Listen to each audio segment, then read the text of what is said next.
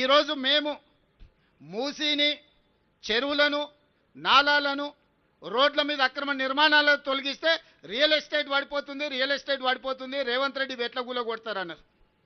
సరేనయ్యా, మరి real estate పెంచుదామని 400 ఎకరాలు ఎవరికో ప్రైవేట్ కంపెనీకి కట్టబెడితే 20 ఏళ్ళు వీళ్ళు వానికి అప్పచెప్తే 20 ఏళ్ళ తర్వాత నేను కొట్లాడి వెనకకి తెచ్చి ఒక పెద్ద ఐటీ పార్కును డెవలప్మెంట్ చేస్తే లేదు ఇక్కడ ప్రకృతిని కాపాడాలి, ఇక్కడ చెట్టు ఉంది, పుట్టు ఉంది, పాము ఉంది, పిట్ట ఉంది, పాములు ఎట్లా బతుకుతాయి, పిట్టలు ఎట్లా బతుకుతాయని ఈరోజు ఆ 400 ఎకరాలను అడ్డుకుంటూ.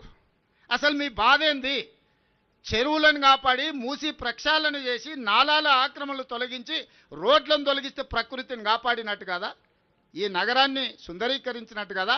అక్కడికి పోయి అది చేస్తేనేమో రియల్ ఎస్టేట్ పడిపోతుందంటూ, ఇక్కడ పెద్ద పెద్ద పరిశ్రమలను తీసుకొచ్చి ఐటీ అండ్ ఫార్మా కంపెనీలను తెచ్చి లక్షలాది ఉద్యోగాలు ఇప్పించి 1000 కోట్ల రూపాయల పెట్టుబడులు తీసుకొచ్చి ఒక ఇన్ఫర్మేషన్ నాలెడ్జ్ సెంటర్ని క్రియేట్ చేద్దాం ఒక 400 ఎకరాల అంటే లేదు ఇప్పుడు ప్రకృతి వాడిపోతుంది అంటారు.